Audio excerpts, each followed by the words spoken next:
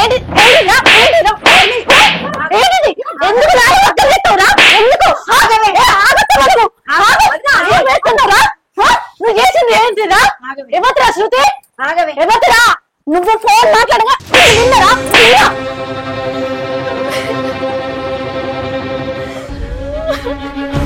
కవిత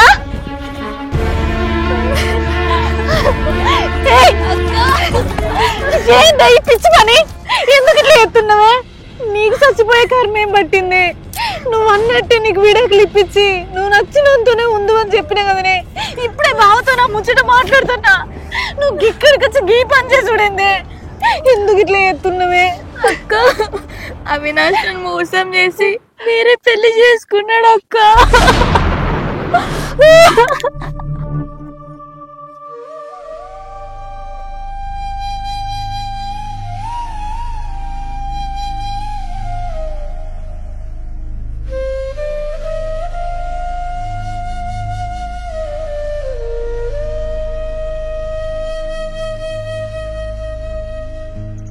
అత్తమ్మ, మీరు నన్ను ఇక్కడికి ఎందుకు పిలిపించారో నాకు తెలియదు. అయినా మీరు నన్ను పిలిపించి మంచి పనే చేసారు. మీ బిడ్డ విషయంలో ఏదో ఒక క్లారిటీ మీకు ఇవ్వాలి కదా. మీరు నన్ను ఇక్కడికి ఒక్కరిని పిలిపించి అడిగినా, 10 మందిలో కూర్చుండబెట్టి అడిగినా, నేను చెప్పేది ఒకటే, మీ బిడ్డ తప్పు చేసింది. అందుకే ముఖం చెల్లక ఇక్కడికి వచ్చింది. నా దిక్కైతే అసలు తప్పే లేదు. మీరు ఎంత మంది ముందడికి పిలిపించి అడిగినా నేను ఇదే చెప్తా, మీ బిడ్డ తప్పు చేసిందని. ఇంకోటి అయితే అది చేసిన పనికి నరికి పోగులు పెట్టేటోడు.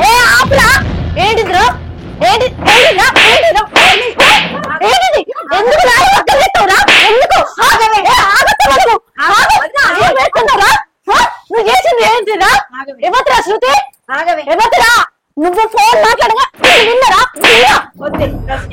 ఇంకా 4 వక్కలు చెప్తారట. ఎందుకురా? ఎందుకు? నీకు నా ఆడబిడ్డ ఏమంటా ఉందిరా? నువ్వు మాట్లాడిన ఫోన్ కాల్ నేను నా చెల్లె స్వయాన మా కళ్ళతో మేము చూసాం, మా చెల్లెతో మేము విన్నావురా? ఎందుకురా? ఎందుకు నింద పెట్టినావు? దాని మీద మర్చేయాలన్న ఆలోచన నీకు ఎందుకు వచ్చిందిరా? నీకు ఆమెను పెళ్లి చేసుకోవడం ఇష్టం లేకపోతే అప్పుడే మీ వాళ్ళతో చెప్పచ్చు కదరా. మీ వాళ్ళతో చెప్పే ధైర్యం లేకపోతే ఆ ఎంగేజ్మెంట్ లోనైనా, పెళ్లికి తాళి కట్టే ముందైనా నా భర్తతోనో నా అత్తతోనో కనీసం ఆమెతోనో నా చెప్పొచ్చు కదరా.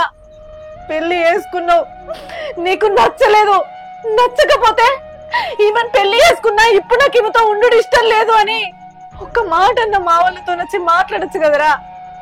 నువ్వు నిందేసినావు, అది ఆడది. ఆ నింద భరించలేక నువ్వు నింద పెట్టినవన్న వెంటనే ఏ బాయో చెరువు అని అందులో దూకితే నీకు పెళ్ళ దొరుకుతుందిరా. కానీ తల్లికి ఇంతెత్తు బిడ్డ దొరుకుతుందా చెప్పు?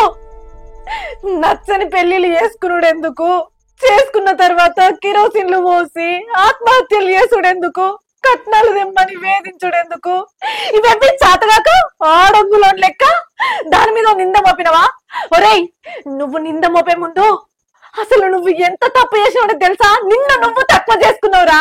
నీ ముందే నీ పిల్లలు ఇంకొంత ఉంటుంది అనేది ప్రచారం చేసుకుంటే పోయేది దాని పరువు ఒక్కటే కాదురా, నీ పరువు కూడా. చెప్తా నా కొడుక, అసలు నువ్వు ఒక మనిషిని, నీది ఒక బతుక.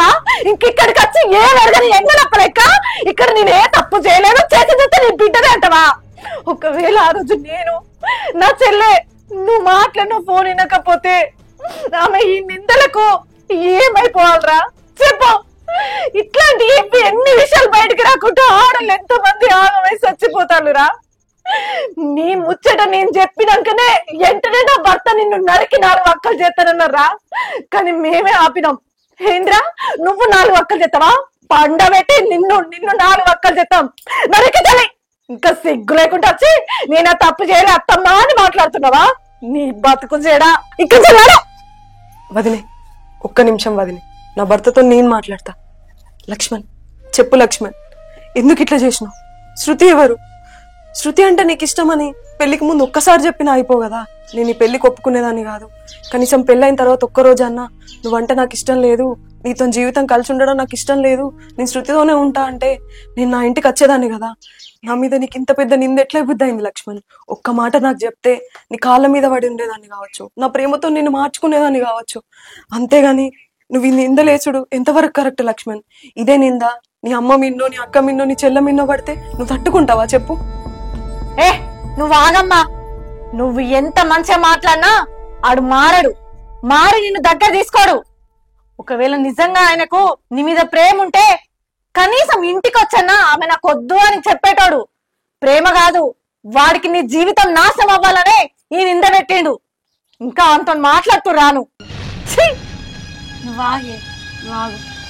అసలు ఆయన ఎందుకు ఈ పని చేసిండు ఒకసారి అడుగుదాం కదా. అల్లుడు నువ్వు కూర్చో. అసలు ఎందుకు ఇట్లా చేసినావు? నీ బాధ ఏంది?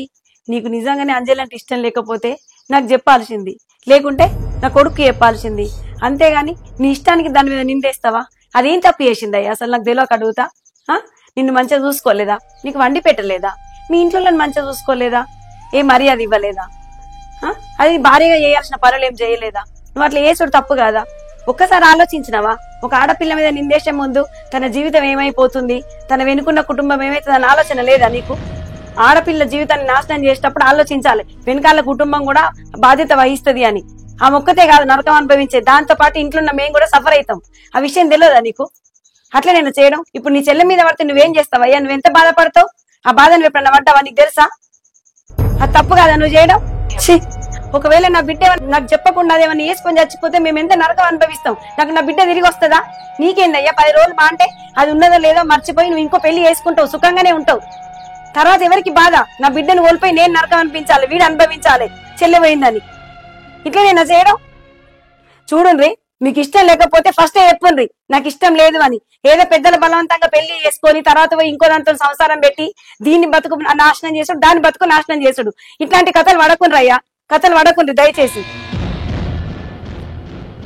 నేను అట్లా ఎందుకు చేసిన అంటే, పెళ్లికి మీరు నాకు 30 లక్షల కట్నం ఇచ్చారు కదా, నా అంతటా నేను మీ బిడ్డను వద్దు అని అంటే ఆ 30 లక్షలకు ఇంకో 30 లక్షలు కలిపి ఇవ్వమంటారేమో. అంత డబ్బు ఇచ్చే పరిస్థితుల్లో నేను లేను. మీ బిడ్డ పైన ఏదైనా నిందేస్తే తప్పు మా వైపు ఉంది కదా అని చెప్పి మీరు విడాకులు ఇవ్వడానికి ఒప్పుకుంటారేమో అని అట్లా వేసిన. 30 లక్షల కోసం ఒక ఆడపిల్ల జీవితాన్ని నాశనం చేయాలని చూస్తున్నావారా? అంత పైసలు ఇయ్య చాతగా నువ్వి మరి నిందెందుకు ఎత్తున్నావురా? వద్దు అని డైరెక్ట్ చెప్పేది అయిపోవు కదా. అరే నువ్వు నిందేసింది ఒక ఆడపిల్ల మీద కాదురా, ఒక కుటుంబం మీద. ఒక ఆడపిల్ల అంటే పరువు, ఒక పరువు మీద నువ్వు నిందేసినవురా. చిచ్చి, నిన్ను ఏం మాట్లాడను కూడా నాకు అర్థమైతలేదురా. అమ్మ తల్లి వద్దు, ఆడు నీకు అసలు వద్దే వద్దు. అత్తమ్మ నా మాటిను. ఆ పిల్ల ఆయనతోనున్నా వాడు ఏదో ఒక రోజు ఆమె మీద నిందే కాదు చంపి కూడా నేను చంపలేదు, అదే ఆత్మహత్య చేసుకొని చచ్చింది అనే మాట్లాడేటోడు.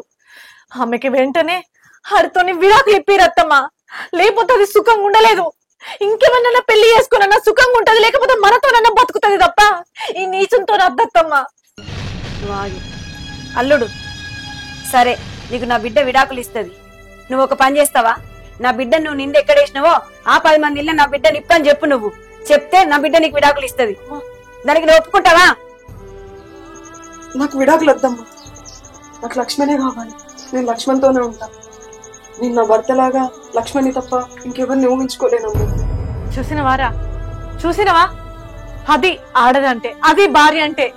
నీకు అసలు అది ఏమైపోతే నాకేంది, అది ఎక్కడ సత్తే నాకేంది, దాని మీద నిందేసినా ఇడిచిపెట్టినా. కానీ నువ్వింత చేసినా కూడా నిన్నే కావాలంటుంది, నిన్ను మార్చుకుంటా అంటుంది. ఇంతకంటే మంచి భార్య దొరుకుతుందా నీకు? చెప్పు, సప్పుడు ఏమైందయ్యా? చెప్పురా, చెప్పు. నా చెల్లెని నిప్పని చెప్పి 10 మంది ఒప్పుకుంటావా? చెప్పురా. చెప్తా బావా, చెప్తా. కానీ మీ చెల్లెతో నాకు విడాకులు ఇప్పిస్తా అంటేనే చెప్తా, లేకపోతే చెప్పా. అరే నువ్వు అల్లుడు సరే, నీకింత చెప్పినా ఎంత చెప్పినా నువ్వు నమ్మేటట్లేవు, మారేటట్టు లేవు. సరే, నీకు కావాల్సిన నా బిడ్డ నుంచి విడాకులే కదా, ఇస్తాం. నీకు విడాకులే ఇస్తాం. కానీ నువ్వు ఒక షరతుకు ఒప్పుకుంటే 3 నెలలు నువ్వు మా ఇంట్లో మాతో ఉండాలి. ఆ 3 నెలల్లో నా బిడ్డ మీద నీకు ఎక్కడ ప్రేమ కలవకపోతే, అది నచ్చకపోతే ఆ తర్వాత నువ్వు వెళ్ళిపోవచ్చు. విడాకులు ఇప్పిస్తాం. నువ్వు 30 లక్షలు కూడా మాకు ఇవ్వాల్సిన అవసరం లేదు. కాకపోతే నువ్వే 10 మంది ముందు నా బిడ్డను నిందేసినావు నా బిడ్డ మీద, ఆ 10 మంది ముందు మళ్ళీ నువ్వు అప్పుడు నా బిడ్డ నిప్పని ఒప్పుకోవాలి. అప్పుడు నీకు విడాకులు ఇప్పిస్తాం, లేకపోతే ఇప్పియం. ఆలోచించుకొని చెప్పు అల్లుడు.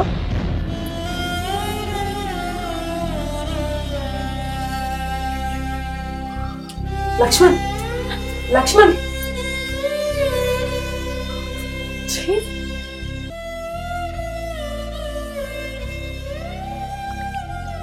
ఏమయ్యా నీతో కొంచెం మాట్లాడాలి.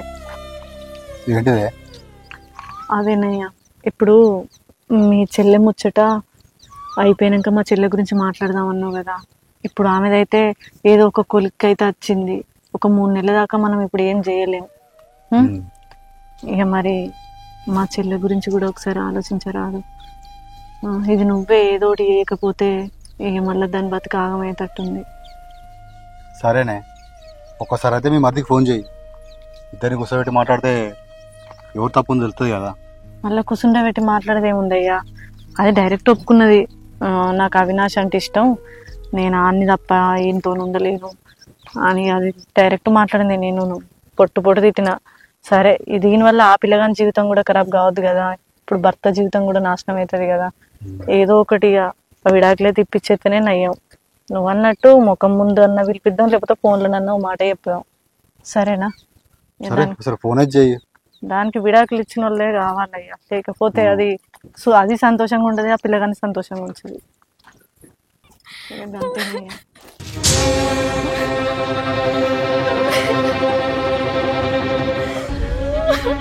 మా చెల్లి ఎందుకు ఏడుంది? కవిత,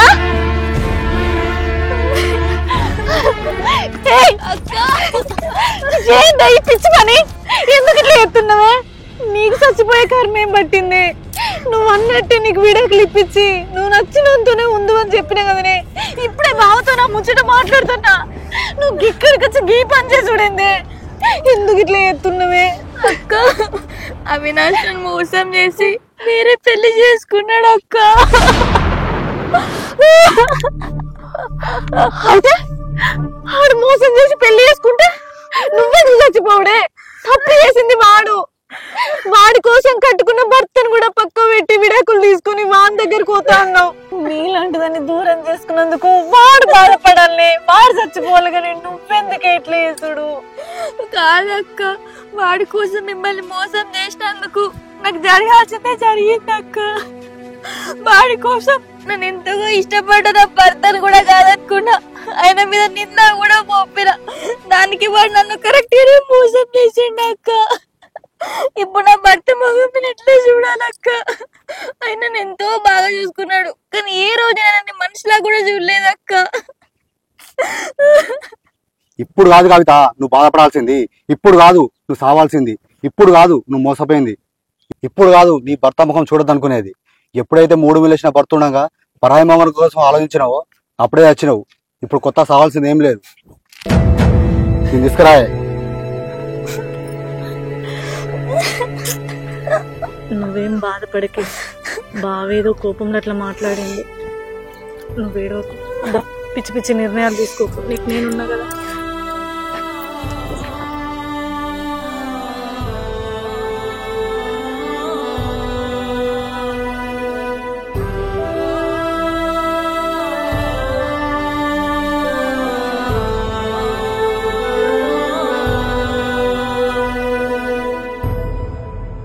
నన్ను ఎందుకు పిలిపించారు అదేనే?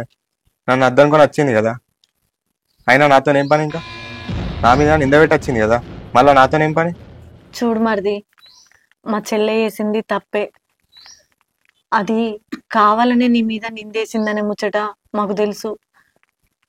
అయినా కూడా ఏ ఒక్కరోజు నువ్వు మా దగ్గరికి వచ్చి మా చెల్లెని నిందించింది లేదు. నువ్వు పెద్ద మనసు చేసుకొని దాన్ని క్షమించాలయ్యా. అది ఏదో తెలుసో తెలియకో వాడి భ్రమలుండి అవినాష్ గారి కోసం ఇట్లా చేసింది, కానీ అది చేసింది పెద్ద తప్పని దానికే ఇప్పుడు తెలిసి వచ్చింది. పశ్చాత్తాపడుతుంది, నీతో జీవితాంతం సంతోషంగా ఉంటా అని బాధపడుతుంది. ఒక్కసారి నువ్వు పెద్ద మనసు చేసుకొని దాన్ని క్షమించాలయ్యా. అవినాష్ విషయం నాకు ఎప్పుడో తెలుసు అదే, నేనే తెలుసుకున్నా. పెళ్ళైన తర్వాత నాకు చెప్తుంది అనుకున్నా, కానీ నాకు ఎప్పుడు చెప్పలే. సరే మారుతుంది అని అనుకుంటే అసలు మారలే. ఇంత దూరం తీసుకొస్తా నేను అసలు అనుకోలేదు అదే. అది కాదు బిడ్డ, జరిగింది ఏదో జరిగింది. పెళ్లికి ముందే రజని కవితను అడిగిందట, మనం అవినాష్ని పెళ్లి చేసుకోరాదే అని. అప్పుడు అది ఈ కవిత నాకు ధైర్యం లేదు నేను చేసుకోను అన్నదట. అట్లా అని చెప్పి ఇది కూడా ఊకోకుండా వాళ్ళ అమ్మ వాళ్ళకి చెప్తే అయిపోవు. వాళ్ళు కూడా ఏం ఆలోచిద్దురో ఏం చేద్దురో. ఏదో అయిపోయింది, నీకు ఇచ్చి పెళ్లి చేసిండ్రు. సరే ఇప్పుడు అదంతా అయిపోయింది, అది కూడా తప్పు ఒప్పుకొని బాధపడుతుంది కదా. ఇప్పుడు నువ్వేమంటావు మరి? దాన్ని తీసుకపోవా ఏం సంగతి? నువ్వు చెప్పు మరి, ఏం ఆలోచించుకున్నావు? పెద్దమ్మ, నేను దాన్ని పంపించలేదు, అదే వచ్చింది నా మీద నిందేసి. ఇప్పుడు అత్త అంటే రావచ్చు, నేనేమన్నాను. అత్త అంటే ఇప్పుడైనా తీసుకపోతా. పశ్చాత్తాపానికి మించిన శిక్ష ఏముంటుంది చెప్పు? చాలయ్యా, ఈ మాట అన్నావు, నాకు నిమ్మలంగా ఉంది. చూసినవానే, నువ్వు అంత పెద్ద తప్పు చేసినా కూడా ఆయన పెద్ద మనసుతోని క్షమించిండు. ఇక నుంచైనా ఆయన చెప్పినట్టు వినుకుంటా మంచిగుండు. పిచ్చి పిచ్చేసా లేకు, సత్తా బతుకుతా అని మాట్లాడకు. అర్థమైందా?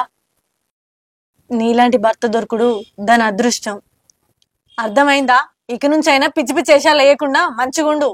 ఇంకేం నిలబడి చూస్తున్నావు? పోయి బట్టలు తీసుకొచ్చుకోపో.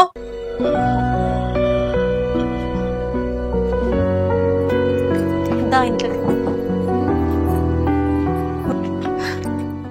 ఏడవకు, బాధపడకు, మంచిగుండి. ఇక నుంచైనా ఇట్లాంటి పిచ్చి పిచ్చి ఆలోచనలు మైండ్లోకి రానిచ్చుకోకు. సంసారం గుట్టుగా చేసుకో. ఆయన మంచోడు కాబట్టి నిన్ను మళ్ళీ అర్థం చేసుకుని దగ్గర తీసుకున్నాడు. అర్థమైందా? పశ్చాత్తాపానికి మించిన ప్రాయశ్చిత్తం ఇంకేం లేదు. సరేనా? మంచిగుండు. నీకు ఏ బాధ వచ్చినా నేనున్నా, బాగున్నాడు, మేమందరం ఉన్నాం, అమ్మున్నది. సరేనా? పిచ్చి పిచ్చి ఆలోచనలు రానియకు. పైలం తెలిసి తెలవక చేసింది, నువ్వేం మనసులో పెట్టుకోకు. సరేనా? సరే, మంచిగా ఉండు ఇక నుంచైనా.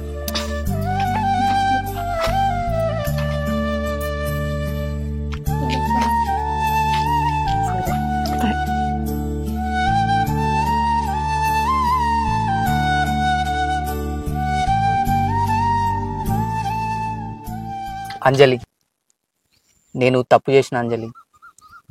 నువ్వు నా గురించి ఏమనుకుంటున్నావు నేను ఇప్పుడు అడగాలనుకోవట్లేదు. ఎందుకంటే అందరి ముందే చెప్పినావు ఆ రోజే. నన్ను క్షమిస్తావా అంజలి? మన ఇంటికి పోదాం, వస్తావా? లక్ష్మణ్, నువ్వేనా మాట్లాడేది? నేను అసలు నమ్మలేకపోతున్నా.